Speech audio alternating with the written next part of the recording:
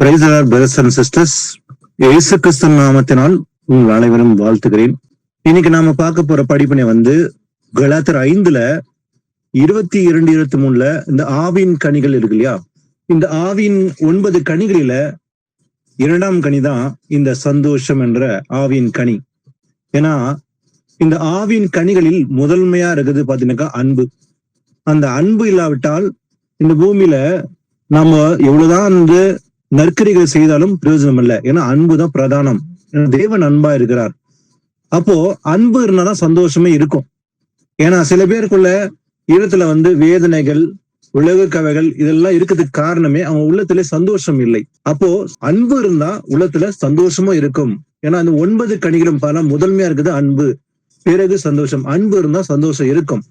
அப்போ நம்ம இன்னைக்கு பார்க்க போற படிப்பினை சந்தோஷம், அதாவது கர்த்தருக்குள் எப்போதுமே சந்தோஷமா இருக்கணும் தான் தேவனை விரும்புறாரு. இது தேவனுடைய சித்தம். அப்ப நம்ம எப்பவுமே சந்தோஷமா இருக்கணும். ஏன்னா கர்த்தர் கொடுத்துக்கிற இந்த வாழ்க்கையில நம்ம கிடைத்திருக்கிற ஒவ்வொரு காரியத்துக்காக நம்ம நன்றி கடன் பட்டிருக்கிறோம். அப்போ நமக்கு ஒருவேளை ஒரு சிறு வீடா இருக்கலாம், இல்ல சில பேர்கள் குறைச்சல் இருக்கலாம். ஆனா நமக்குள்ள ஒரு சந்தோஷம் இருக்குது. அதுதான் தேவன் கொடுத்த சந்தோஷம். அப்போ எல்லா சூழ்நிலையும் நம்ம கர்த்தருக்குள்ள சந்தோஷமா இருக்க வேண்டும்.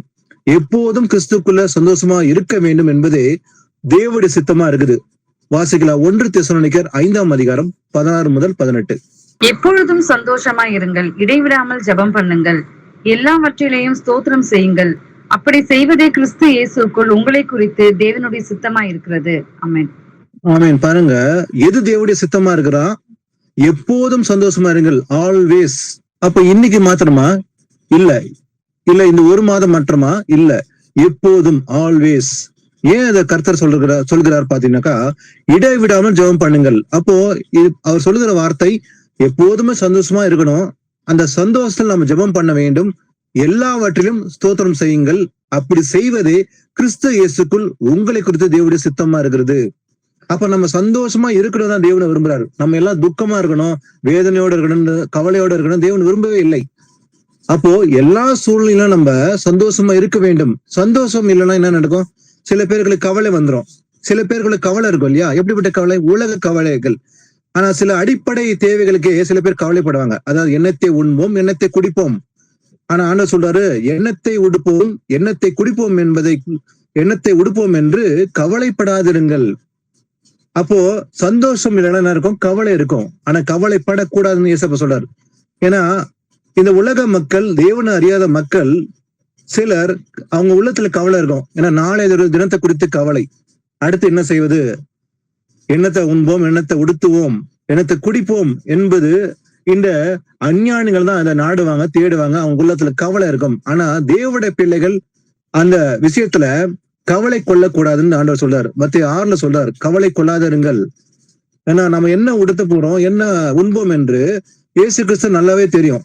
அப்போ நமக்கு வேண்டிய ஆகாரத்தை கொடுக்க அவர் சித்தம் உள்ளவராக. ஆனா நமக்கு மாத்திரமா இல்ல, அவரை தேடாத பிள்ளைகளுக்கும் உலகத்துல இருக்க அத்தனை மக்களுக்கும் அவர் உணவு அளிக்கிற தேவனா இருக்கிறார். ஏன்னா அவர் காகைகளும் போஷிக்கிற தேவன். அப்போ எல்லாருக்கும் இந்த தேவை அப்படின்னு அவர் அறிந்து எல்லாரும் போஷிக்கிற தேவனா இருக்கிறார். அப்போ அதை குறித்து கவலையே படக்கூடாது. நாளைக்கு என்ன உடுத்துவோம், நாளைக்கு என்ன உண்ணுவோம் என்று கவலைப்படக்கூடாதாம். அப்ப நம்ம எப்படி இருக்கணுமா? எப்போதும் சந்தோஷமா இருக்க வேண்டும். நமக்கு இன்னைக்கு ஒரு வேளை, ஒரு சில நேரங்கள்ல நமக்கு 2 வேளை சாப்பாடு இருக்கலாம், இல்ல 3 வேளை சாப்பாடு இருக்கலாம். எந்த சூழ்நிலையிலும் நம்ம எப்படி இருக்கணுமா? சந்தோஷமா இருக்க வேண்டும். ஏன்னா கர்த்தர் நம்மோடு இருக்கிறார், நம்மளை போஷிக்கிற தேவன் அவரா இருக்கிறதுனால சந்தோஷமா இருங்கள், ஜெபம் பண்ணுங்கள், ஸ்தோத்திரம் செய்யுங்கள். இது கிறிஸ்து இயேசுக்குள் உங்களை குறித்து தேவனுடைய சித்தமா இருக்குது. It is the will of God. எது? நாம் சந்தோஷமா இருக்க வேண்டும் என்பது. ஆனா இன்னொரு வசனம் வாசிக்கலாம். பிலிப்பு 4:4 வாசிங்க. அதே சந்தோஷமா இருங்கள், சந்தோஷமா இருங்கள் என்று மறுபடியும் சொல்லுகிறேன். ஆமென். சந்தோஷமா இருங்கள் இயேசப்பா சொல்லிட்டாரு. ஆனா கர்த்தருக்குள் அதுதான் ரொம்ப முக்கியம் இல்லைங்களா? சந்தோஷமா இருங்கள். ஆனா எப்படி சந்தோஷமா இருக்க வேண்டுமா? கர்த்தருக்குள் எப்போதும் சந்தோஷமா இருங்கள். இதுதான் ரொம்ப ரொம்ப முக்கியம். அது யாருக்கு குறிப்பா சொல்றாரா? நமக்கு தான், தேவனுடைய பிள்ளைகள்லாம் சொல்றாரு ஆண்டவர். கர்த்தருக்குள் எப்போதுமே சந்தோஷமா இருங்கள், சந்தோஷமா இருங்கள் என்று மறுபடியும் சொல்லுகிறேன். அப்போ நாம சந்தோஷமா இருக்கணும். இது தேவனுடைய சித்தம். எப்படி சந்தோஷமா இருக்கணுமா? அவருக்குள்ளதான் சந்தோஷமா இருக்கும். அப்போ நம்ம கர்த்தருக்குள்ள இருந்தா நமக்குள்ள சமாதானம் இருக்கும். அப்போ அன்பு இருக்கும். அவருடைய அன்பு நமக்குள்ள இருந்தா ஆவியின் கனியில் இருக்கும். அப்ப அந்த ஆவின் கனியில அன்பு இருந்தா கண்டிப்பா சந்தோஷமா இருக்கும். அப்போ நாம கர்த்தருக்குள்ள எப்போதுமே சந்தோஷமா இருக்க வேண்டுமா? எப்படி? அவருக்குள்ளதான். அப்போ நாம இன்னைக்கு ஒரு காலத்துல சந்தோஷத்தை இழந்தவர்களா இருந்திருக்க கூடும். ஒருவேளை தேவனை அறியாததை போல அவர் நாமத்தை அறிந்திருந்தும் கூட தேவனுடைய வசனத்தை அறியாத நாட்கள்ல பல வருஷங்கள் முன்பாக நாமும் கூட சந்தோஷத்தை இழந்து துக்கத்தோடு கவலையோடு நாளை தினத்தை குறித்து கவலைப்பட்டு கொண்டுதான் இருந்திருக்க கூடும். ஆனா இன்றைக்கு தேவன் அளித்த கிருபையினால நம்ம எல்லாருமே இந்த வசனத்தை அறிந்து கை கொண்டு நடப்பதனால் நாம் அநேக காரங்களை நாம் மனம் மாறி நம்ம மாற்றிக்கொண்டு சத்திய வசனத்தை கை கொள்வதனால் நமக்குள்ள மாற்றத்தை கொடுத்திருந்தார். அது தேவனுடைய சுத்த கிருபை. அத நாம நமக்குள்ள இன்னைக்கு உலகத்துல எந்த காரியம் நடந்தாலும், ஒருவேளை யுத்தம் நடக்கலாம், இல்ல பேரழிவுகள் நடக்கலாம், அதெல்லாம் நடந்தாலும் கூட நமக்குள்ள கலக்கமும் கவலையும் இல்ல, பயமும் இல்ல. நம்ம கர்த்தர் எப்படி இருக்கிறோமா? நம்ம இன்னைக்கு கர்த்தருக்குள்ள சந்தோஷமா தான் இருக்கிறோம் இல்லைங்களா? இது தேவனுடைய சுத்த கிருபை. வாசிக்கலாம் லூக்கால 2ஆம் அதிகாரத்துல 9 முதல் 11. அவ்வேளையில் கர்த்தருடைய தூதன் அவர்களிடத்தில் வந்து நின்றான். கர்த்தருடைய மகிமை அவர்களை சுற்றிலும் பிரகாசித்து அவர்கள் மிகவும் பயந்தார்கள். தேவதூதன் அவர்களை நோக்கி, பயப்படாதிருங்கள், இதோ எல்லா ஜனத்துக்கும் மிகுந்த சந்தோஷத்தை உண்டாக்கும் நற்செய்தியை உங்களுக்கு அறிவிக்கிறேன். இன்று கர்த்தராகிய கிறிஸ்து என்னும் இரட்சகர் உங்களுக்கு தாவீதின் ஊரிலே பிறந்திருக்கிறார். ஆமென். ஆமென். பாருங்க, இந்த உலகத்துல மிகப்பெரிய சந்தோஷ செய்தி ஒண்ணு தேவதூதன் கொண்டு வந்தார். அது என்னது? இயேசு கிறிஸ்து இரட்சகராக பிறக்க போறார் என்று. அப்போ அந்த மக்களுக்கு கர்த்தர் ஒரு பெரிய சந்தோஷம் கொடுத்தார். அதுதான் பாத்தீங்கன்னா மிகுந்த சந்தோஷம். இந்த உலகத்துல மிகுந்த சந்தோஷம் வந்தது எப்போது? கர்த்தருடைய தூதன் இறங்கி அவரிடத்தில் அந்த ஜனங்கள்கிட்ட நின்று கர்த்தருடைய மகிமை அவர்களை சுற்றிலும் பிரகாசித்த போது அவர்கள் மிகவும் பயந்தார்கள். அப்போ தேவதூதன் சொல்றான், பயப்படாதிருங்கள், ஏன்னா இதோ எல்லா ஜனங்களுக்கும் மிகுந்த சந்தோஷத்தை உண்டாக்கும் நற்செய்தியை உங்களுக்கு அறிவிக்கின்றேன். அப்போ நற்செய்தியை உங்களுக்கு அறிவிக்கின்னு சொல்லி அந்த தேவதூதன் சொன்னாரு. அதே போல எப்படிப்பட்ட நற்செய்தி? இன்று கர்த்தராகிய கிறிஸ்து என்னும் இரட்சகர் உங்களுக்கு தாவீதின் ஊரிலே பிறந்திருக்கிறார். இது எப்படிப்பட்ட செய்தி? அதாவது எல்லா ஜனத்துக்கும் மிகுந்த சந்தோஷத்தை உண்டாக்கும் நற்செய்தி. அப்போ இயேசு கிறிஸ்து பரலோகத்துல இருந்த அந்த தேவன் இறங்கி இயேசு என்ற பெயர்ல குமாரனாக பிறக்க போறாரு. அவர்தான் இரட்சகர் என்பது இந்த உலகத்துக்கே ஒரு பெரிய நற்செய்தி, அதே போல சந்தோஷமான செய்தியாம். அப்போ ஏன்னா அவர் உலகத்துக்கு இரட்சகராக வந்தாதான் இருளில் அகப்பட்ட பாவத்தில் இருந்த மக்களுக்கு விடுதலை ஆக்கும்படி அவர் இரட்சகராக வந்தார். வரப்போகிற அந்த செய்தி தான் உலகத்துல மிகப்பெரிய நற்செய்தி. அது சந்தோஷ செய்தி என்று பார்க்கிறோம்.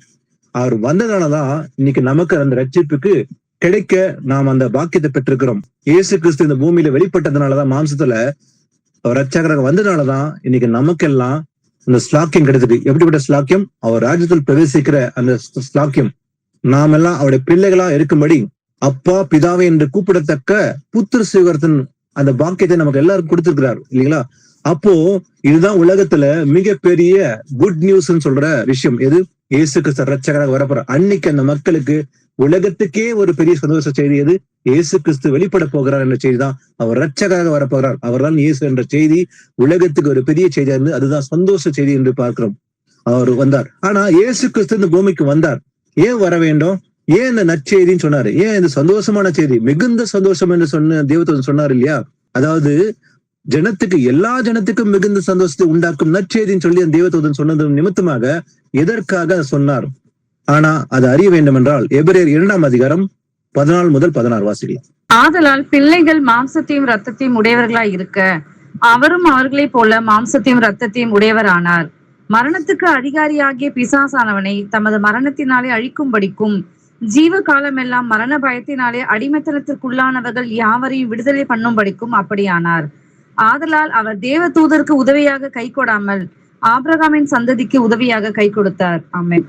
ஆமென். பாருங்க, அதாவது பிள்ளைகள் மாம்சத்தின் ரத்தத்தின் உடையவரா இருக்க நாம எல்லாம் மாம்சம் ரத்தத்தில் இருக்கிறதுனாலதான் அவரும் அந்த தேவாதி தேவன் நம்மை போலவே மாம்சத்தின் ரத்தத்தின் உடையவர் ஆனார். சோ நம்ம எல்லாருமே மாம்ச ரத்தத்துல இருக்கிறோம், பிளஸ்ல இருக்கிறோம், நமக்குள்ள ரத்தம் இருக்கிறது. அப்ப நம்ம எல்லாரும் மாம்சத்துக்குள்ள இருக்கிறதுனால அவரும் மாம்சல் வெளிப்பட்டார். எதற்காக? மரணத்துக்கு அதிகாரியாக பிசாசானவனை தமது மரத்தினாலே அழிக்கும்படிக்கு. முதல் பர்பஸ் அவரு தமது மரத்தின் நிமித்தமாக, சிலுவையின் மரத்தின் நிமித்தமாக அந்த பிசாசானவனை அழிக்கும்படி தேவன் வெளிப்பட்டார். அப்ப ஜீவ காலம் எல்லாம் மரண பயத்தினாலே, எதனால? லைஃப் லாங் மரண பயம் இருந்தது மக்களுக்கு. அந்த மரண பயத்திலிருந்து அடிமைத்தளத்தில் உள்ள யாவரையும் விடுதலை பண்ணும்படிக்கு அவர் வெளிப்பட்டார். அப்போ விடுதலை ஆக்கப்படாதபடிக்கு அவர்கள்லாம் அடிமைத்தளத்தில் இருந்தாங்க. இதுல பாவத்தின் அடிமை இருள இருந்த மக்களுக்கு அவர் விடுதலை பண்ணும்படிதான் அந்த மரண பயம் இருந்தது. அப்போ அந்த பயத்தில் இருந்தாலும் அவனுக்கு என்ன இருந்தது? எதிர்காலத்தை குறித்து பயம் இருந்தது. அவங்க சந்தோஷம் இல்லை. அப்ப அடிமையா இருந்தவர்களுக்கு நற்செய்தி அறிவிக்கும்படிதான் அந்த தேவதன் வெளிப்பட்டு எல்லா ஜனத்துக்கும் நற்செய்தி. எது? அவர் மாம்சம் வெளிப்பட போகிற அவர் தான் ரட்சகர், அவர் தான் இயேசு என்று சொல்லும் போது, இப்படிப்பட்ட அடிமைத்தனத்தில் உள்ள மரண பயத்தில் உள்ள விடுதலை ஆக்கும்படி இயேசு மாம்சம் வெளிப்பட்டார். இதுதான் உலகத்துல மிகப்பெரிய சந்தோஷ செய்தி என்று பார்க்கிறோம். வாசிக்கலாம் லூக்கா 6ஆம் அதிகாரத்துல 22-23. மனுஷகுமாரன் நிமித்தமாக ஜனங்கள் உங்களை பகைத்து உங்களை புறம்பாக்கி உங்களை நிந்தித்து உங்கள் நாமத்தை பொல்லாததென்று தள்ளிவிடும் போது நீங்கள் பாக்கியவான்களாய் இருப்பீர்கள். அந்நாளிலே நீங்கள் சந்தோஷப்பட்டு களி கூறுங்கள். பரலோகத்தில் உங்கள் பலன் மிகுதியாயிருக்கும். அவர்களுடைய பிதாக்கள் தீர்க்கதரிசிகளுக்கும் அப்படியே செய்தார்கள். ஆமென். ஆமென். பாருங்க, மனுஷகுமாரன் நிமித்தமாக. ஆனா சந்தோஷமா இருங்கள் ஏசப்பா சொல்றாரு. ஆனா எல்லா சூழ்நிலையும் சொல்றாரு இல்லையா? சில நேரங்கள்ல உபத்திரம் இருக்கும். ஆனா அந்த உபத்திர மத்தியிலும் நாம எப்படி இருக்கணுமா? சந்தோஷமா இருக்க வேண்டாம். வசனம் சொல்லுது, மனுஷகுமார் நிமித்தமாக ஜனங்கள் உங்களை பகைப்பார்கள். பகைத்து உங்களை என்ன பண்ணுவாங்க? புறம்பாக்கி உங்களை நிந்தித்து அவமானப்படுத்தி உங்கள் நாமத்தை பொல்லாததென்று தள்ளி விடும்போது நீங்கள் பாக்கியவான்களா இருப்பீங்க. அப்போ யார் பாக்கியவான் சொல்ல முடியும்? இயேசு கிறிஸ்து நாமத்தமாக அந்த பாடுகள் அனுபவிக்கிறாங்க இல்லையா? மாம்சத்திலும் சரி, அதே போல தங்கள் சிந்தனையெல்லாம் பாடுகள் அனுபவிக்கிறாங்க இல்லையா? இப்படிப்பட்ட பாக்கியவான்கள். அப்ப இயேசு கிறிஸ்து நாமத்தின் நிமித்தமாக அவங்க புறம்பாக்கப்படுவாங்க, நிந்திப்பாங்க, தள்ளி விடும் போது அவங்கதான் பாக்கியவானா. ஏன்னா அந்நாளில் நீங்கள் சந்தோஷப்பட்டு களி கூறுங்கள் இயேசப்பா சொல்றாரு. அப்ப நாம எல்லாம் உலகத்தோடு ஒத்து போகிற ஒரு காலத்துல இருந்துக்க கூடும். அப்ப வசனம் அறியாத நாட்கள்ல பல வருஷம் முன்பாக நாமெல்லாம் உலக மக்களோடு ஒத்து போய் கொண்டு இருந்து கூடும். அப்ப அன்னைக்கு நம்மளால ஏற்றுக்கொண்டு இருப்பாங்க. ஏன்னா சத்தியம் அறியாத நாட்களை அவங்க பிடித்த மாதிரியே நாம நடந்து கொண்டதுனால அவங்களும் நம்ம என்ன பண்ணாங்க? இணைந்திருப்பாங்க. ஆனா என்றைக்கு சத்தியத்தை அறிந்து சத்திய வசனம் கை கொண்டு நடக்க ஆரம்பித்தமோ அன்னைக்கு அநேகர் கூட இருந்தவங்களும் எதிரியா மாறி இருப்பாங்க. சிலர் என்ன பண்ணுவாங்க? தள்ளி ஒதுக்கி வைப்பாங்க. இவங்களை எப்ப பார்த்தாலும் ஏசுன்னு சொல்றாங்க, பைபிளை கையில எடுத்துன்னு போறாங்க அப்படின்னு சொல்லி அநேகர் என்ன பண்ணுவாங்க? ஒதுக்கி வைத்திருக்க கூடும். சிலர் நிந்திப்பார்கள், இவர்கள் அந்தி கிறிஸ்து கூட்டம் சொல்லிக்க கூடும். ஆனாலும் சந்தோஷப்பட்டு களி கூறுங்கள் அந்த சூழ்நிலை. ஏன்னா இயேசுக்கு நாமத்தின் நிமித்தமாக நமக்கு வர பாடுகள் அதுதான். நம்மளை ஒதுக்கி வைப்பாங்க, தூஷிப்பாங்க. சில பேர் சிறையில போட்டிருக்க கூடும். ஆனாலும் நம்ம எப்படி இருக்கணுமா? சந்தோஷப்பட்டு களி கூறுங்கள். ஏன்னா பரலோகத்தில் உங்கள் பலன் மிகுதியா இருக்கும். அப்போ அவருடைய பிதாக்கள் தீர்க்கதரிசிகளுக்கும் அப்படியே செய்தார்கள். அப்போ தீர்க்கதரிசிகளும் அப்படிதான் நடந்தது. நீங்க பழைய ஏற்பாட்டு தீர்க்கதரிசி வாசிக்கும் போது, ஜெரேமியா பார்க்கும்போது அவர் ஒரு பழைய ஏற்பாட்டு தீர்க்கதரிசி. ஆனாலும் கூட தீர்க்கதரிசிக்கு பல பாடுகள் இருந்தது.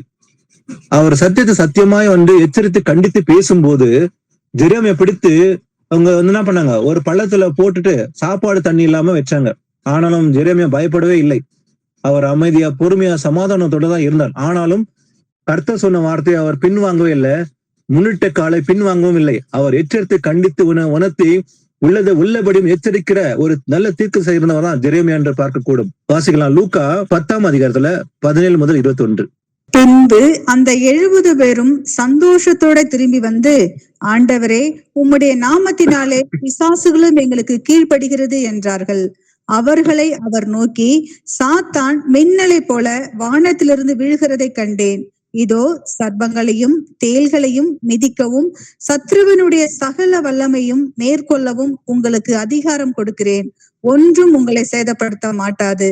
ஆகிலும் ஆவிகள் உங்களுக்கு கீழ்ப்படுகிறதற்காக நீங்கள் சந்தோஷப்படாமல் உங்கள் நாமங்கள் பரலோகத்தில் எழுதியிருக்கிறதற்காக சந்தோஷப்படுங்கள் என்றார். ஆமேன். பாருங்க, ஏசப்பா அன்றைக்கு 70 பேர் அனுப்புறாரு. 2 பேரை அனுப்புறாரு. சுவிசேஷம் அறிக்கும்படி, பிசாசுகளை துரத்தும்படி, நோய்களை குணப்படுத்தும்படி அதிகாரம் கொடுத்து 2 பேரை 70 பேர் அனுப்புறாரு. போறாங்க, அவர் சொன்னபடி செய்யறாங்க. வரும்போது சந்தோஷமா வராங்க. அவங்க சொல்றத பாருங்க. 70 பேர் திரும்பி வராங்க. வந்துட்டு சொல்றாங்க ஏசப்பா கிட்ட, ஆண்டவரே, உம்முடைய நாமத்தினாலே பிசாசுகளும் எங்களுக்கு கீழ்ப்படுகிறது என்றார்கள். அவங்க ரொம்ப சந்தோஷமா வராங்க. எதுல சந்தோஷப்படுறாங்கன்னா, உம்முடைய நாமத்தினாலே பிசாசுகள் எங்களுக்கு கீழ்ப்படுகிறதுன்னு சொல்லி அவங்க சொல்றாங்க. அப்ப ஏசப்பா சொல்றாரு அவளை நோக்கி, சாத்தான் மின்னலை போல வானத்திலிருந்து விடுகிறது நான் கண்டேன். இதோ சர்ப்பங்களையும் தேள்களையும் மிதிக்கவும் சத்துருவனுடைய சகல வல்லமையும் மேற்கொள்ளவும் உங்களுக்கு அதிகாரம் கொடுக்கிறேன். ஒன்று உங்களை சேதப்படுத்த மாட்டாது. ஆகிலும் ஆவியின் கீழ்ப்படுவதற்காக நீங்கள் சந்தோஷப்படாமல். எது சந்தோஷப்படக்கூடாதான்? அதாவது அவங்க சொல்றாங்க, உன்னுடைய நாமத்தினாலே பிசாசுகளை கீழ்ப்படியுது, எங்களுக்கு கீழ்ப்படின்னு சொல்லும் போது ஏசப்பா சொல்றாரு, ஆனாலும் கூட ஏசப்பா சொல்றாரு, ஆவியின் கீழ்ப்படியுது இல்லையா, அதுக்காக நீ சந்தோஷப்படாம. எதுக்கு சந்தோஷப்படணுமா? உங்கள் நாமங்கள் பரலோகத்தில் எழுதி இருக்கிறதுக்காக சந்தோஷப்படுங்கள். அப்போ இயேசு நாமத்தினால பிசாசு ஓடும். அந்த நாமத்துக்கு வல்லமை உண்டு. நோய்கள் குணமாக்கப்படும். இதெல்லாம் நாமத்துக்கு வல்லமை. இயேசு என்ற நாமத்துக்கு பிசாசு நடுங்கும். அதனால அவங்க சொல்லும் போது இயேசு நாமத்தினால பிசாசுல ஓடுது. அப்ப அந்த நாமத்துக்கு தான் வல்லமை. அப்ப யார் துரத்தினாலும் அந்த நாமத்துக்கு வல்லமை இருக்குது. அப்ப இயேசுன்ற நாமத்துக்கு தான் இந்த பிசாசு நடுங்குது இல்லையா? அப்போ அது நடக்கும் தான். ஆனாலும் அதற்காக நீங்க சந்தோஷப்படாம, உங்கள் நாமங்கள், உங்க பேர் பரலோகத்தில் எழுதி இருக்குதா, அதுக்குதான் சந்தோஷப்படும். அப்போ நம்முடைய நாமங்கள் ஜீவ புஸ்தகத்தில் எழுதப்பட்டிருக்குதா, அதுதான் நம்ம மிகுந்த சந்தோஷப்பட வேண்டும். ஏன்னா நம்ம நாமங்கள் பரலோகத்தில் எழுதப்பட்டு இருந்தாதான் ஜீவ புஸ்தகத்துல நாமும் அந்த ராஜ்யத்தை பிரவேசிக்க முடியும். அப்போ இதுக்கு மட்டும் தான் சந்தோஷப்படுங்க. ஆனா பிசாசுக்கு விழுந்து போச்சே, அது கீழ்ப்படிது அப்படின்னு சொல்லி அதுக்கு சந்தோஷப்படாம உங்க பேர் எழுத இருக்குதா, அதுக்கு சந்தோஷப்படுங்க ஏசப்பா சொல்றாரு. வாசிக்கலாம். அடுத்தது லூக்கா 15ஆம் அதிகாரம் 7ஆம் வசனம். அதுபோல மனம் திரும்ப அவசியம் இல்லாத 99 நீதிமான்களை குறித்து சந்தோஷம் உண்டாகிறதை பார்க்கிலும் மனம் திரும்புகிற ஒரே பாவி நிமித்தம் பரலோகத்தில் மிகுந்த சந்தோஷம் உண்டாயிருக்கும் என்று உங்களுக்கு சொல்கிறேன். ஆமென். பாருங்க, அதாவது ஒருத்தனுக்கு ஆடுகள் இருந்தது. அந்த ஆடுகள்ல 99 இருக்குது, ஒண்ணு காணாம போயிடுது. அவன் என்ன பண்றான்? அந்த ஆடை தேடிட்டே போறான். அவன் தேடி அலைஞ்சு தெரிஞ்சு அந்த ஆடை கண்டுபிடிக்கும் போது எப்படி இருக்கும்? அவனுக்கு சந்தோஷம் இருக்கு இல்லையா? கொண்டு வரும்போது அந்த 99 ஆடுகள அந்த கண்டுபிடிக்கப்பட்ட அந்த ஆடு நிமித்தமாக தான் அவன் சந்தோஷப்படுவான். அப்போ ஆண்டவர் சொல்றாரு, அப்போ மனம் திரும்ப அவசியம் இல்லாத 99 நீதிமான்களை குறித்து சந்தோஷம் உண்டாக்குறதை பார்க்கிலும் மனம் திரும்புகிற ஒரே பாவை நிமித்தம் பரலோகத்தில் மிகுந்த சந்தோஷம் உண்டாயிருக்கும் என்று உங்களுக்கு சொல்லுகிறேன். அப்போ ஒரு 100 பேர் இருக்காங்க. அந்த 100 பேர்ல 99 நீதிமானா இருக்கிறான். ஒருவன் கெட்டு போயிருக்கான், மனம் திரும்புறான். அந்த ஒருவன் மனம் திரும்புவது எப்படி இருக்குமா? பரலோகத்துல மிகுந்த சந்தோஷம் உண்டாயிருக்கும். வசனம் சொல்லுது, மனம் திரும்ப அவசியம் இல்லாத 99 நீதிமான்களை விட. ஆனா 99 பேர் ஆல்ரெடி நீதிமான்களே இருக்கிறாங்க. அவன் மனம் திரும்ப அவசியம் இல்லை. ஏற்கனவே மனம் திரும்பிதான் அவன் நீதிமானா இருக்கிறாங்க. ஆனா எதுல சந்தோஷம் உண்டா இருக்குமா? மனம் திரும்புகிற ஒரே பாவின் நிமித்தம். அப்போ ஒரு பாவி அந்த 100 பேர்ல பாவம் செஞ்சிருக்கிறான். அவன் மனம் திரும்பினாக்கா எப்படி இருக்குமா? பரலோகத்தில் மிகுந்த சந்தோஷம் உண்டா இருக்கும் என்று உங்களுக்கு சொல்லுகிறேன். அப்போ ஒரு மனுஷன் இங்க பூமியில ஒருவன் மனம் திரும்பி இயேசு பக்கம் திரும்பி வந்தானாக்கா எப்படி இருக்குமா? இங்க மாத்திரம் இல்ல, பரலோகத்துலாம் மிகுந்த சந்தோஷமா இருக்குமா. அப்போ ஒரு பாவி மனம் திரும்புதுல பூமியில மாத்திரம் இல்ல, பரலோகத்திலும் மிகுந்த சந்தோஷம் உண்டா இருக்கும்னு இயேசுப்பா சொல்றாரு. அப்ப இன்றைக்கு கூட அவ்வளவுதான். அதாவது பின்வாங்கி போனவர்கள் அவர்களே மனஸ்தாபப்பட்டு மனம் திரும்பி சபை விட்டு போனவர்கள் சில பேர் இருக்கக்கூடும். சில காரணங்களுக்காக விலகி போயிருக்க கூடும். ஆனா தங்கள் குற்றத்தை உணர்ந்து அவங்க உண்மையில மனம் திரும்பி வந்தார்களா, எங்க சந்தோஷமா அதிகமா இருக்கும்? பரலோகத்துன்னு சொல்லி இருக்குது. அப்போ பரலோகத்திலும் சந்தோஷமா இருக்கும். அதே போல சபையிலும் மிகுந்த சந்தோஷம். பார்க்கும்போது என்ன நினைப்பாங்க? அவங்க திரும்பி வரும்போது சந்தோஷப்படுவாங்க இல்லையா? அதே போலதான். அப்போ சந்தோஷம் என்பது ஒருவன் மனம் திரும்பும் போது பரலோகத்திலும் சந்தோஷம் இருக்கும், பூமியில சந்தோஷம் இருக்கும். வாசிக்கலாம். அடுத்த வசனம் ரோமர் 14:17 வாசிங்க. தேவனுடைய ராஜ்யம் புசிப்பும் குடிப்பும் அல்ல, அது நீதியும் சமாதானமும் பரிசுத்த ஆவியினால் உண்டாகும் சந்தோஷமுமாய் இருக்கிறது. ஆமென்.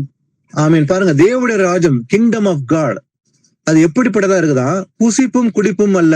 இன்னைக்கு இந்த பூமியில புசிப்பு குடிப்பு எல்லாமே இருக்குது. களியாட்டம் இருக்குது, பாவம் நிறைந்திருக்குது இல்லையா? பாவம் நிறைந்த உலகம்.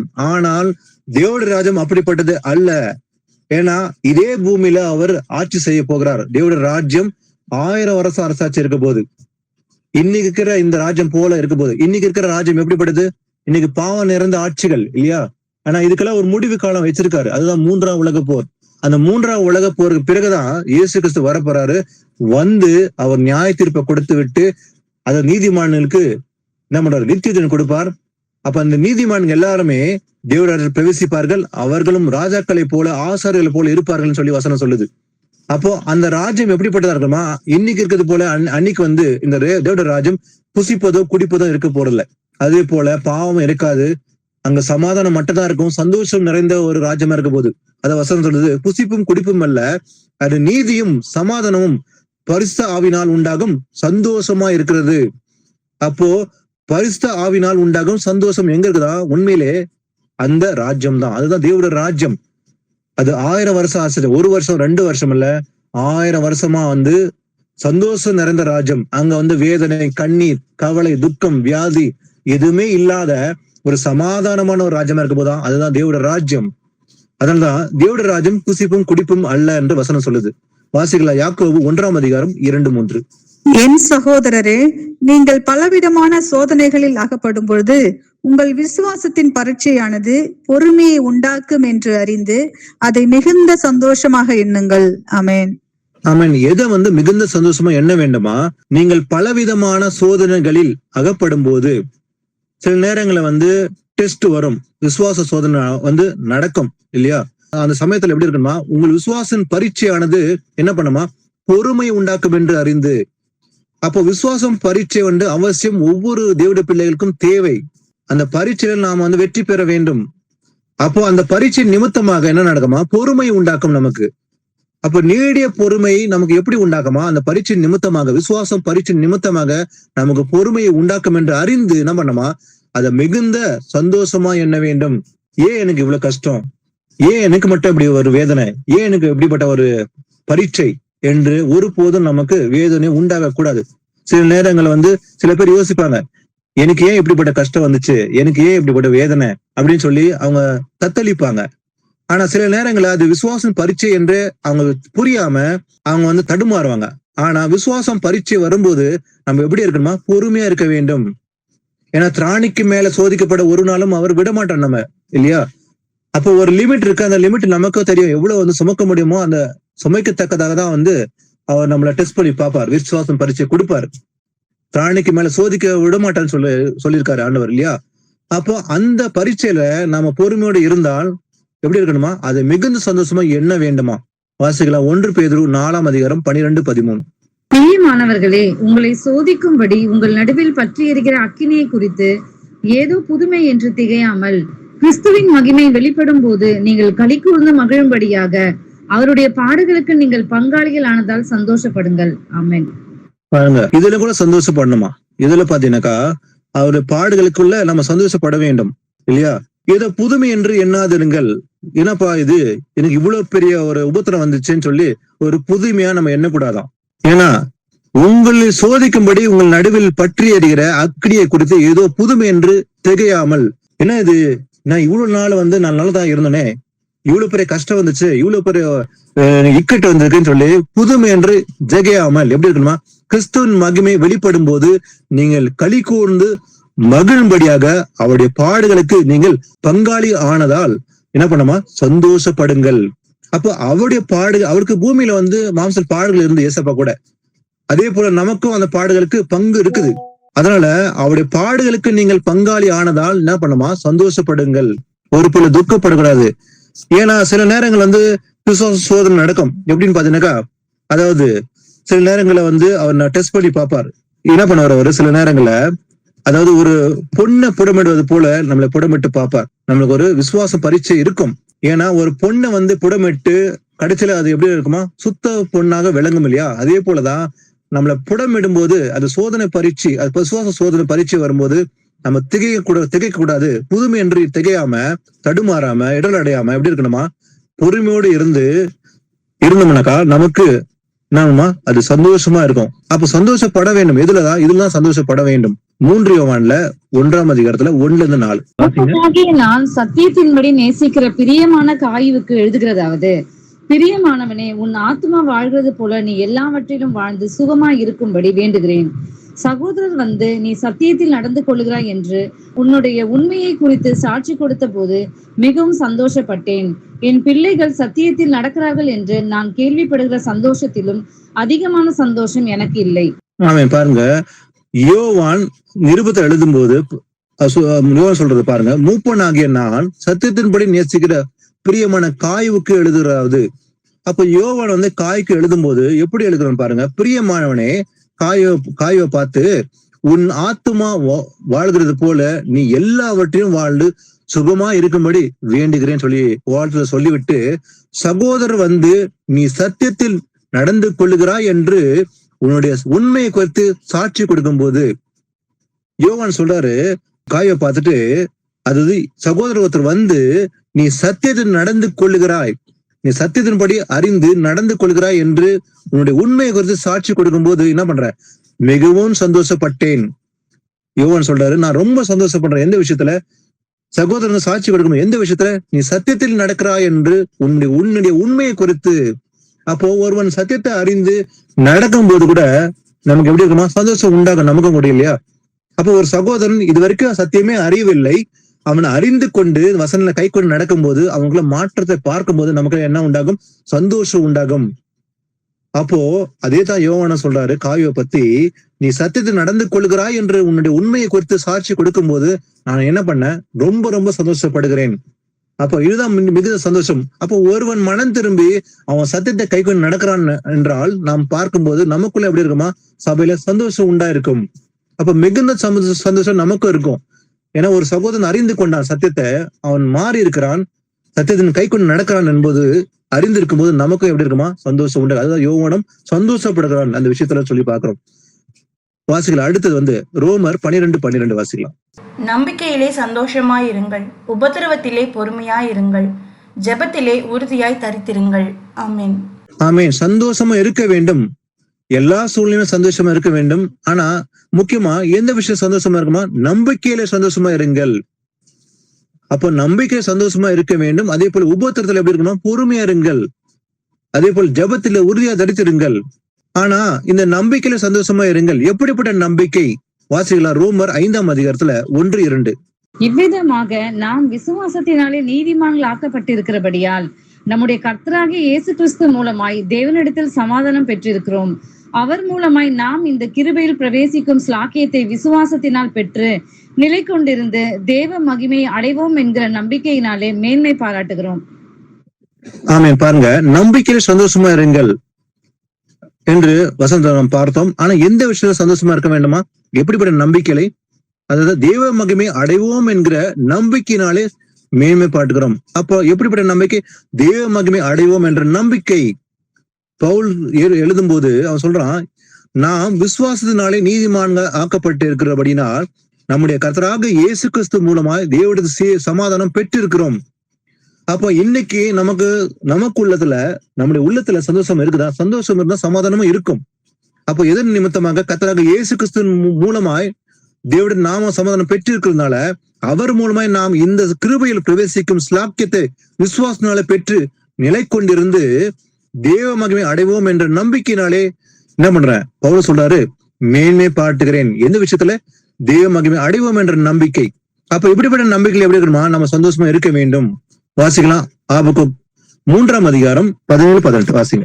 அத்திமரம் துளிர் விடாமற் போனாலும், திராட்சை செடிகளில் பழம் உண்டாகாமற் போனாலும், ஒலிவ மரத்தின் பலன் அற்று போனாலும், வயல்கள் தானியத்தை விளைவியாமற் போனாலும், கிடையில் ஆட்டு மந்தைகள் முதலற்று போனாலும், தொழுவத்திலே மாடு இல்லாமற் போனாலும், நான் கர்த்தருக்குள் மகிழ்ச்சியாயிருப்பேன், என் இரட்சிப்பின் தேவனுக்குள் களி கூறுவேன். ஆமென். ஆமென். பாருங்க, சந்தோஷமா இருப்பாங்க சில பேரு கர்த்தருக்குள்ள. ஆனா சில நேரங்கள்ல சில பேர் வந்து அவங்களுக்கு எதிர்பார்த்த காரியங்கள் நடந்தால் மட்டுமே சந்தோஷமா இருப்பாங்க. அவங்க ஏதோ ஒரு எதிர்பார்ப்பு இருக்குது கர்த்தரிடத்துல, அந்த எதிர்பார்ப்பு நிறைவேறி இருந்தால் அவங்க சந்தோஷமா இருப்பாங்க. சில நேரங்களை வந்து குறைச்சலோ, சில நேரங்கள் வந்து உபத்திரம் வந்தா அவங்க என்ன பண்ணாங்க? தடுமாறி துக்கப்படுவாங்க. ஆனா ஆபகுக் எழுதும் போது அவன் சொல்றான், எந்த விஷயத்த சந்தோஷமா எப்போ சந்தோஷமா இருக்கிறான்னா, அவன் சொல்றான், அத்தி மரம் துளிர் விடாம போனாலும் சரி, அத்தி மரம் இருக்குது, அது துளிர் விட்டாலும் சரி, துளிர் விடாம போனாலும் சரி, அதே போல திராட்சை செடியும் இருக்குது, அதுல பலன் உண்டாயிருந்தாலும் சரி, உண்டாக விட்டாலும் சரி, அதே போல ஒலிவ மரம் இருக்குது, அதன் பலன் இருக்குதோ இல்லையோ, அற்று போனாலும் சரி, அதே போல வயல்ல தானியத்தை விளைவியாமற் போனாலும் சரி, கிடையில் ஆட்டு மந்தைகள் முதலற்ற போனாலும், தொழுவத்திலே மாடு இல்லாமல் போனாலும் சரி, இதெல்லாம் இல்லாமல் போனாலும் கூட நான் எப்படி இருப்பேன்னா, அதாவது நான் கர்த்தருக்குள்ள மகிழ்ச்சியா இருப்பேன், என் ரட்சிப்பின் தேவனுக்குள்ள களி கூறுவேன். இதுதான் உண்மையான சந்தோஷம். அப்ப நமக்கு எல்லாமே இருக்குதுப்பா, எனக்கு ஒரு நல்ல வசதியான வீடு இருக்குது, எனக்கு கார் இருக்குது, பங்களா இருக்குது, சுகபோகமா இருக்கிறேன், இதெல்லாம் இருந்தா மட்டும் தான் சந்தோஷமா இருக்குன்னு சொல்லி உண்மையா சந்தோஷமா இல்ல. ஆனா நாம எப்படி சந்தோஷமா இருக்கணும்? கர்த்தருக்குள்ளதான் சந்தோஷமா இருக்கணும். வசனம் ஆரம்பத்துல வாஸ்தவம், கர்த்தருக்குள்ள மன மகிழ்ச்சியா இருக்கணும். அப்ப சந்தோஷமா இருக்க வேண்டும், கர்த்தருக்குள்ளதான் சந்தோஷமா இருக்கணும். அப்ப நமக்கு குறைச்சல் இருந்தாலும் எப்படி இருக்கணுமா? சமாதானம் இருக்கும், அது சந்தோஷமா இருக்க வேண்டும். அதான் அவங்களுக்கு சொல்றான், இதெல்லாம் இருக்குதோ இல்லையோ, நான் எப்படி இருக்கிறேன்? நான் கர்த்தருக்குள்ள மன மகிழ்ச்சியா இருப்பேன், என் ரட்சிப்பின் தேவனுக்குள்ள களி கூறுவேன். இதுதான் உண்மையான சந்தோஷம், இதுதான் விசுவாசம் சொல்லி பார்க்கிறோம். வாசிக்கலாம் சங்கீதம் 16:11. ஜீவ மார்க்கத்தை எனக்கு தெரியப்படுத்துவீர், உம்முடைய சமூகத்தில் பரிபூரண ஆனந்தமும் உம்முடைய வலது பார்சத்தில் நித்திய பேரின்பமும் உண்டு. ஆமென். ஆமென். தாவீது சொல்றான், ஜீவ மார்க்கத்தை எனக்கு தெரியப்படுத்துவீர். அப்போ உம்முடைய சமூகத்தில் என்ன இருக்குதான்? பரிபூர்ண ஆனந்தமும். அப்போ எந்த இடத்துல பரிபூர்ண ஆனந்தம் சந்தோஷம் இருக்குதுன்னு தாவீது சொல்றான்? உம்முடைய சமூகம். ஏன்னா உம்முடைய வலது பார்சலும் நித்திய பேரின்பம் உண்டு. அப்போ தாவீது சொல்றான், அவன் நல்லாவே தெரிஞ்சிருந்து எங்க இதுல பரிபூர்ண சந்தோஷமா. ஏன்னா இந்த பூமியில இருந்தாலும் கூட தாவீதுக்கு அநேக இக்கட்ட நெருக்கங்கள் இருந்தது. ஆனா அந்த இக்கட்ட நெருக்கத்தில் மத்தியில தான், ஏன்னா அவனை கொலை செய்யும்படி சொந்த மகனும் அப்சலோம் என்ன பண்றான்? தாவீதை கொன்று போடும் என்று சுற்றி திரிந்தான். ஒரு பக்கம் பாத்தீங்கன்னா அப்சலோம், இன்னொரு பக்கம் சவுல். இதெல்லாம் இக்கட்ட நெருக்கடி, அவன் விலகி ஓடுறான். அநேக இக்கட்ட நெருக்கடி இருந்தாலும் கூட அவன் சொல்றான், உம்முடைய சமூகத்துதான் பரிபூர்ண ஆனந்தம், உம்முடைய வலது பார்சல் நித்திய பேரின்பம் உண்டு. அப்போ அவருடைய சமூகம், இந்த சமூகம் என்பது நமக்கும் தேவனுக்கும் இருக்கிற அந்த தொடர்பு, அந்த நேரடியான அந்த நெருக்கம், அவளை நெருங்கி நாம் அவரோட நெருங்கி இருக்கிற சமயம் தான் அந்த சமூகம் என்று பார்க்கிறோம். அப்போ அந்த நெருங்கி இருக்கிற தேவோட நமக்கும் இருக்கிற அந்த தனிப்பட்ட அந்த நெருக்கம், அவன் சொல்றான், அங்கதான் பரிபூர்ண ஆனந்தம் இருக்குது. அப்போ இன்னைக்கு கூட நம்ம உலகத்துல இருந்தா கூட நமக்கு போராட்டம் இருக்கும், உபத்திரம் இருக்கும். ஆனாலும் அவைகள் மத்தியில நமக்குள்ள என்ன இருக்குமா? சமாதானம் இருக்கும். அந்த சமாதானத்தின் மத்தியில தான் நம்ம எப்படி இருக்கிறோமா? சந்தோஷமா இருக்க வேண்டும். அப்ப தேவோட சமூகத்தை நமக்கு எப்படிப்பட்டதா இருக்குது?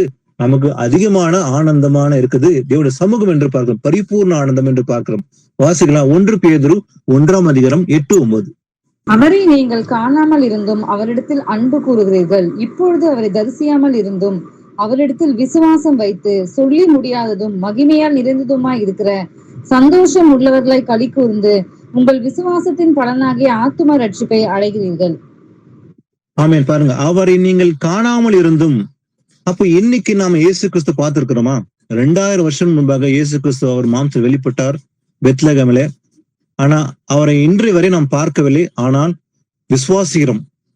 ஆனா வருவாரு, நமக்காக அவரு ஜீவக்கிடத்தை கொடுப்பார், நித்திய அழிப்பார் என்று நாம் எல்லாரும் விசுவாசிக்கிறோம். காணாமல் விசுவாசிக்கிறோம்னா பாக்கியவன் என்று வேத வாக்கியம் கூறுகிறது. அப்போ அவரை நீங்கள் காணாமல் இருந்த இடத்தில் அன்பு கூறுறீங்க. அப்போ நம்ம எல்லாருமே அவரை காணாமல் தான் அன்பு கூறுறோம் இல்லையா? எப்படி அன்பு கூறுறோம்? நாம் அவருடைய வசனத்தை கை கொள்றோம். என் மேல அன்பா இருந்தா என் கற்பனைகளை கை கொள்ளுங்கள். அப்ப இயேசு கிறிஸ்து மேல அன்பா இருக்கிற அத்தனை பேரும் கற்பனை கை கொள்வாங்க. எப்படி? காணாமல் அன்பு கூறுறோம். அப்போ இப்போது அவரை தரிசியாமல் இருந்தும் கூட அவரிடத்தில் விசுவாசம் வைத்து, அவர் நாம் தரிசிக்கவில்லை ஆனால் எப்படி இருக்கிறோம்? விசுவாசம் வைத்து சொல்லி முடியாததும் மகிமையால் நிறைந்ததுமாயிருக்கிற சந்தோஷமுள்ளாய் களி கூர்ந்து எப்படி இருக்கிறோமா? உங்கள் விசுவாசம் பலனாகிய ஆத்தும ரட்சிப்பை அடைகிறீர்கள். அப்ப இந்த விசுவாசம் பலன் எப்படிப்பட்டதா இருக்குது? ஃபைனலா அதுதான் ஆத்தும ரட்சிப்பு.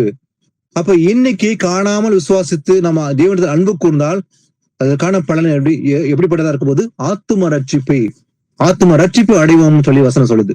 வாசிக்கலாம் 2 கொரிந்தியர் 12:10. அந்தபடி நான் பலவீனமாய் இருக்கும் போதே பலமுள்ளவனாய் இருக்கிறேன். ஆகையால் கிறிஸ்துவின் நிமித்தம் எனக்கு வரும் பலவீனங்களிலும் நிந்தைகளிலும் நெருக்கங்களிலும் துன்பங்களிலும் இடுக்கண்களிலும் நான் பிரியப்படுகிறேன். அமேன்.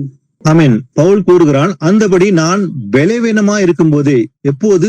பலமுள்ளவனா இருக்கும் போது அல்ல, பலவீனமா இருக்கும் போதுதான் எப்படி இருக்கிறேன்? நான் பலமுள்ளவனா இருக்கிறேன். எப்படி? ஆத்துமால பலன் பெற்றிருக்கிறேன்.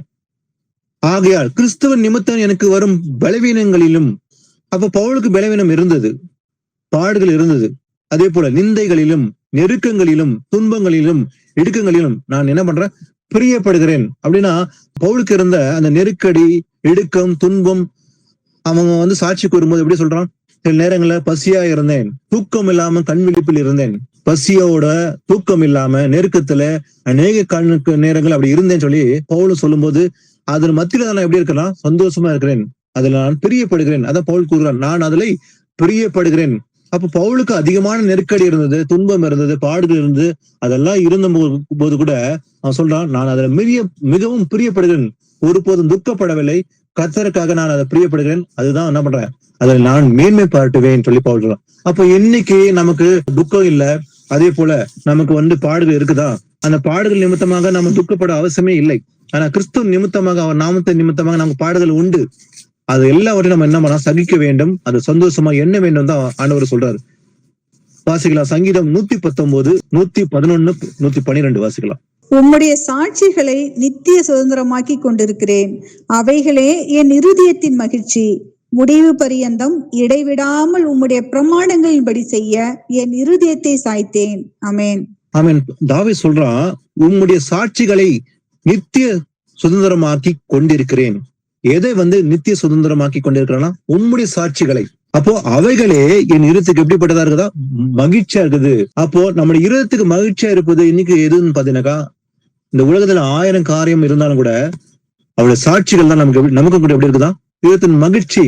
அப்போ நம்முடைய மகிழ்ச்சி என்பது முகத்தில் தோன்ற வேண்டும் என்றால் நம்ம இருதயம் தான் முக்கியமானது.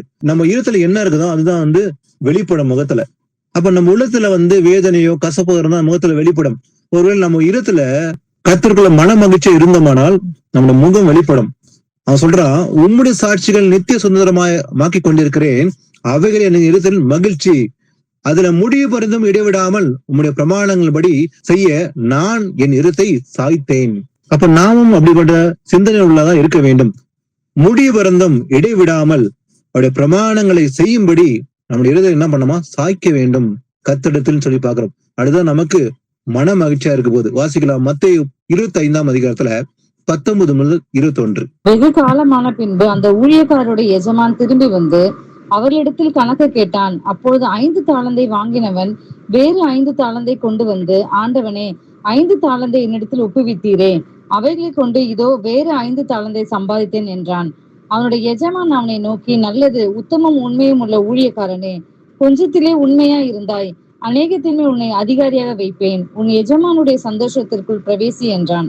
ஆமென். பாருங்க, இந்த பரலோக ராஜ்யத்தின் ஊமையை பத்தி இங்க பாக்குறோம். ஏன்னா இது தாளந்து ஊமை.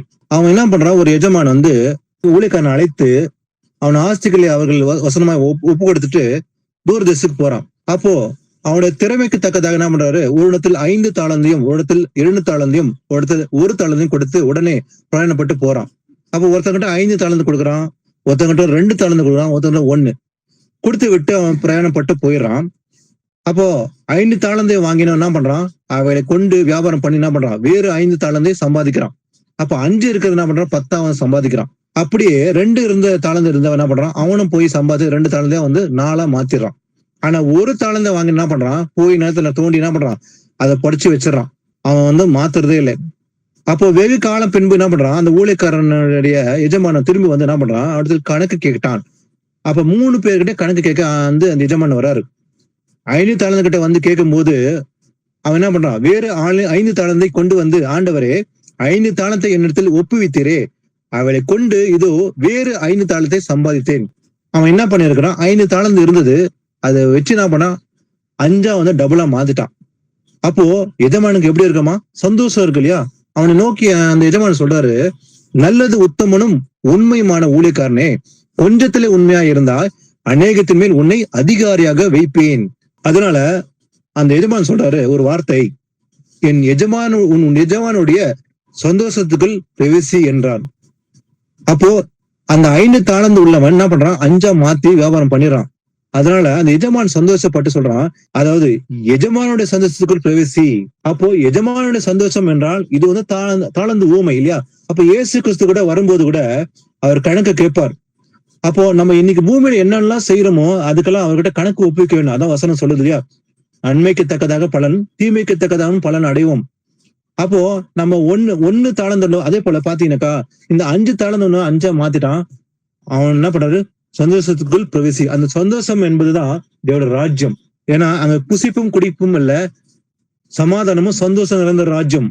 அதே போல 2 உள்ளவன் என்ன பண்றான், 4ஆ மாத்திடுறான். ஆனா அந்த 1 உள்ளவன் என்ன பண்றான், அதை ஒழித்து வச்சு திரும்ப எடுத்து அது அப்படியே எடுத்துன்னு கொடுக்குறான். அப்போ என்ன செய்வார் அந்த எஜமானன், 5 உள்ளவனையும் அழைக்கிறாரு, வான்னு சொல்லி அழைக்கிறாரு. சந்தோஷத்துக்குள் பிரவேசி. அதே போல 2 உலகம் அதே போல கூப்பிடுறாரு, வா உன் எஜமான சந்தோஷத்தில் பிரவேசின்னு சொல்றாரு.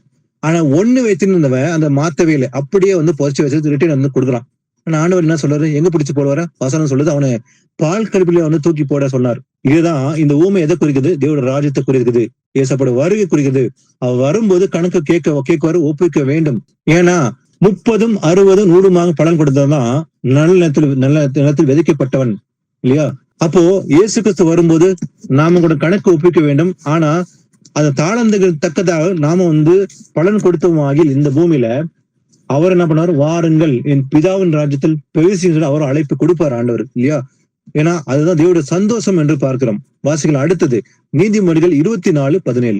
உன் சத்துரு விழும்போது சந்தோஷப்படாதே, அவன் இடரும் போது உன் இருதயம் களிகூறாதிருப்பதாக. ஆமென். ஆமென். எப்படிப்பட்ட விஷயத்துல நம்ம சந்தோஷப்படக்கூடாதான், ஒரு சத்துரு விழும்போது, அப்ப நம்முடைய எதிரி விழுந்து போறதுனால ஆனா சொல்ற சந்தோஷப்படாதே. எதிரி விழும்போது, ஒரு சத்துரு விழுந்து போனால் நீ சந்தோஷப்படாதே, ஏன்னா அவன் இடரும் போது உன் இருதயம் களி கூறாது இருப்பதாக. அப்ப ஒரு எதிரி விழுந்து போறான், அதே போல அவன் வந்து இடர் அடைகிறானாக்கா அவனை பார்த்து சந்தோஷப்படக்கூடாதான். ஏன்னா வசனம் சொல்லுது, 1 கொரிந்தியர் 13:4-6 வாசிக்கலாம். அன்பு நீடிய சாந்தமும் தயவும் உள்ளது, அன்புக்கு பொறாமை இல்லை, அன்பு தன்னை புகழாது, இருமாப்பாயிராது, அயோக்கியமானதை செய்யாது, தற்பொழிவை நாடாது, சினமடையாது, தீங்கு நினையாது, அநியாயத்தில் சந்தோஷப்படாமல் சத்தியத்தில் சந்தோஷப்படும். ஆமென். ஆமீன். அன்பு இருந்தா எப்படிப்பட்டதா, ஏன்னா அன்புக்கு நீடிய சாந்தமும் தயம் உள்ளது. இந்த அன்புன்றது நீடிய சாந்தம், அது தய உள்ளதா இருக்குது. அதே போல அன்புக்கு பொறாமையும் கிடையாது, அது தன்னையே புகழாது, அது இருமாப்பும் அடையாது, அது ஐயோகியமான செய்யாம, அதே போல தீங்கு நினைக்காது, அதே போல அநியாயத்தை சந்தோஷப்படாமல் சத்தியத்தை சந்தோஷப்படும். ஏன்னா அன்பு எதிர சந்தோஷப்படுமா, சத்தியத்தில் சந்தோஷப்படும், அநியாயத்தில் சந்தோஷப்படாமல் சத்தியத்தில் சந்தோஷப்படும். அதனாலதான் வசனம் சொல்லுது, உன் சத்துரு விழும்போது சந்தோஷப்படாதே. ஏன்னா அன்பு இருந்தா நான் எப்படி இருக்குமா, அது சத்தியத்தில் மட்டும் சந்தோஷப்படும், அநியாயத்தை சந்தோஷப்படாது. அப்ப ஒருவன் விழுந்து போகும்போதோ ஒருவன் அழிஞ்சு போகும்போதோ அன்பு இருக்கிறவன் சந்தோஷப்பட மாட்டான், ஏன்னா அவன் துக்கம் அடைவான் இல்லையா. ஏன்னா தேவன் கூட எப்படிப்பட்டவரா இருக்கிறார், நல்லவர் தான் இல்லையா. அப்ப ஒருவன் கெட்டு போறது தேவனுடைய விருப்பமே இல்லை. அப்ப ஒரு துன்மார்க்கின் அழிவிலே நான் பிரியப்படுவதுன்னு ஆண்டவர் சொல்றாரு. ஒரு துன்மார்க்கன் கெட்டு போய் அவன் அழிந்து போறத கர்த்தர் விரும்புவதே இல்லை. எல்லோரும் மனம் திரும்ப வேண்டாம், தேவனுடைய சித்தமா இருக்குன்னு சொல்லி வசனம் சொல்லுது. அப்ப ஒரு துன்மார்க்கோட மனம் மாறினா தேவனும் பிரியப்படுகிறார்.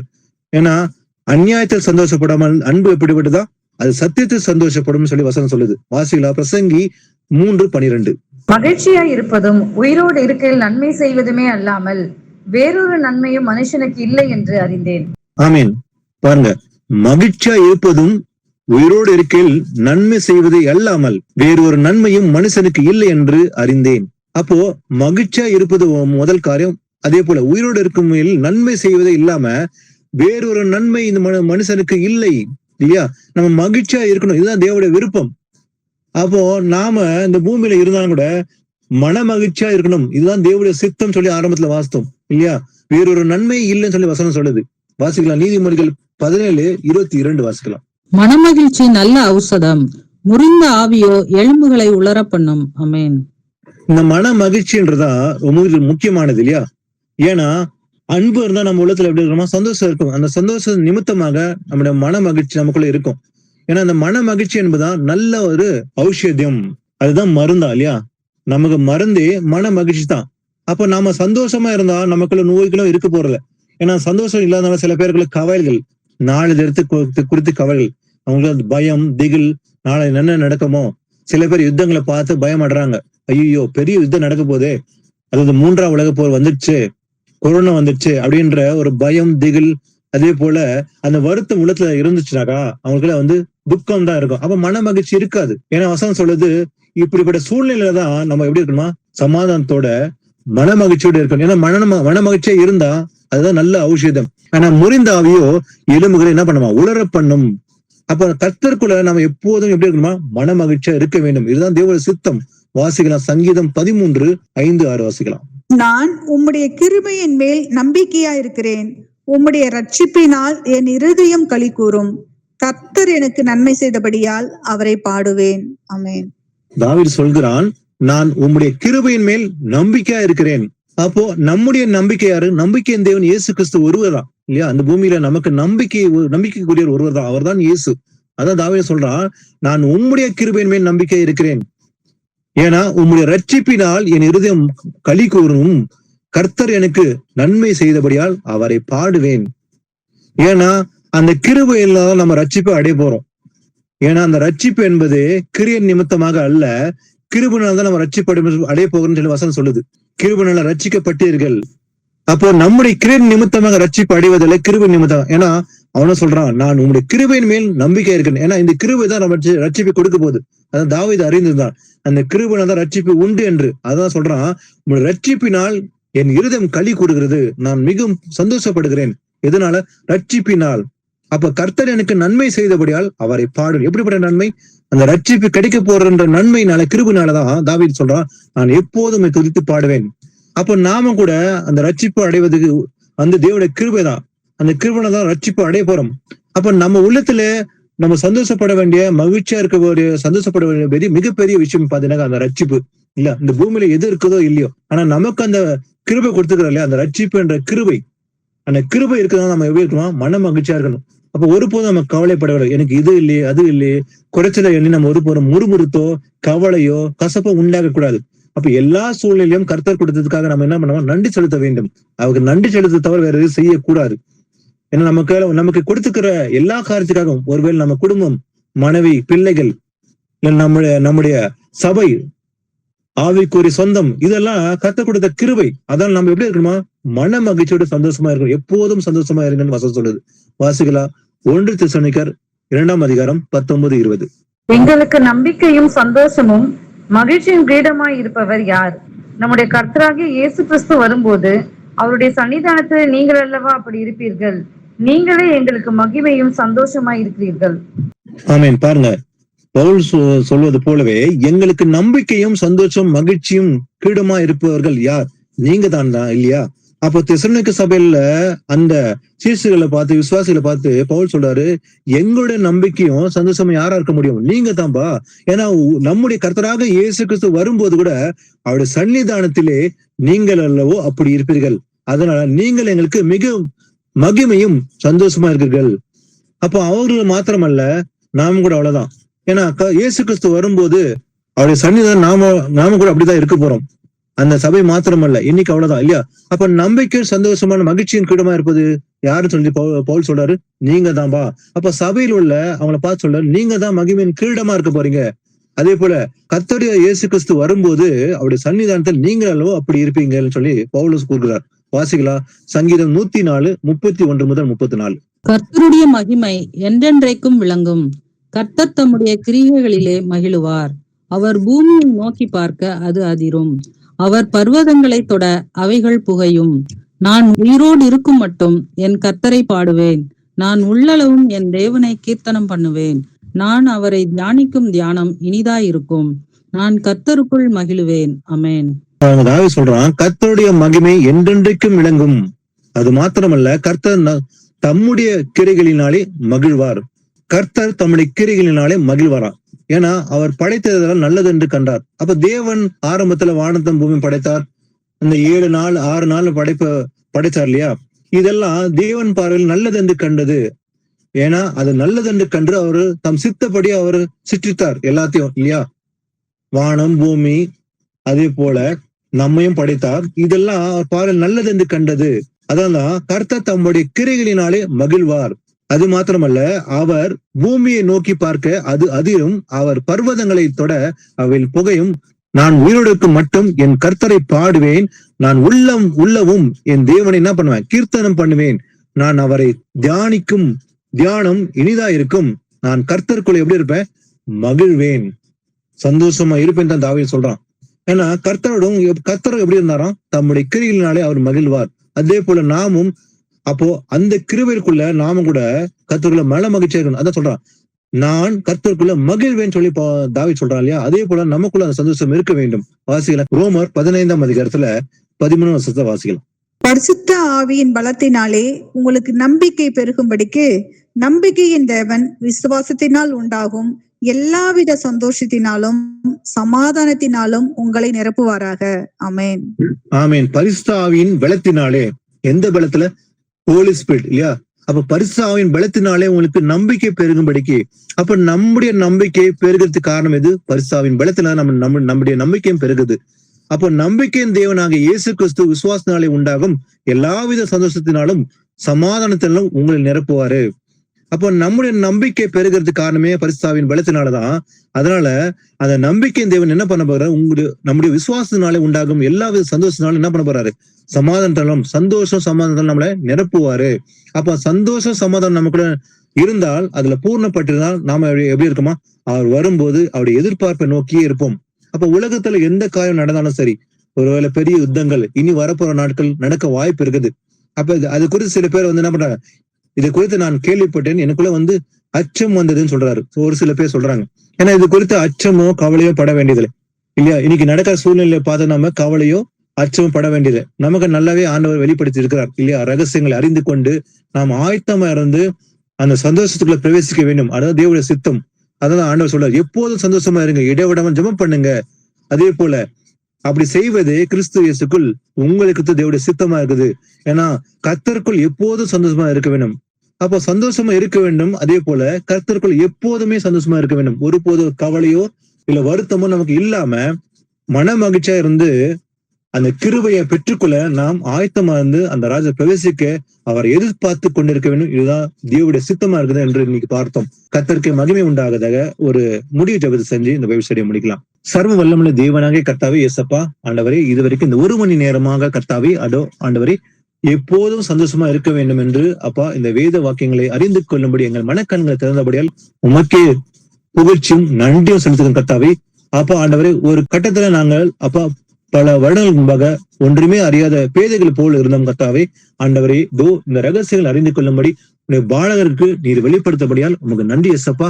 அப்பா உங்கள் வருகை மட்டும் இந்த விசுவாசம் நாங்கள் நிலைத்திருக்க வேண்டும். எப்போதும் மனமகிழ்ச்சியோடு கர்த்தாவே, எல்லா சூழ்நிலையிலும் பொறுமையோடு இருந்து கர்த்தாவை அப்பா உபத்திரத்தின் மத்தியிலே அப்பா நாங்கள் பொறுமையோடு இருந்து சந்தோஷமாய் எல்லாவற்றும் அப்பா சகிக்கிற அந்த பொறுமையை எங்களுக்கு தர வேண்டும் என்று வேண்டிக்கிறோம் கர்த்தாவே. உங்களுடைய தயவு, உங்களுடைய கிருபை, அன்பு, சமாதானம் கேட்கிற ஒவ்வொரு மேலும் இருக்கட்டும் கர்த்தாவே. எசப்பா அப்பா ஆண்டவரே, முடிவு வரைந்தும் நிலை நிற்பன ரட்சிக்கப்படும் என்று சொன்னீரப்பா.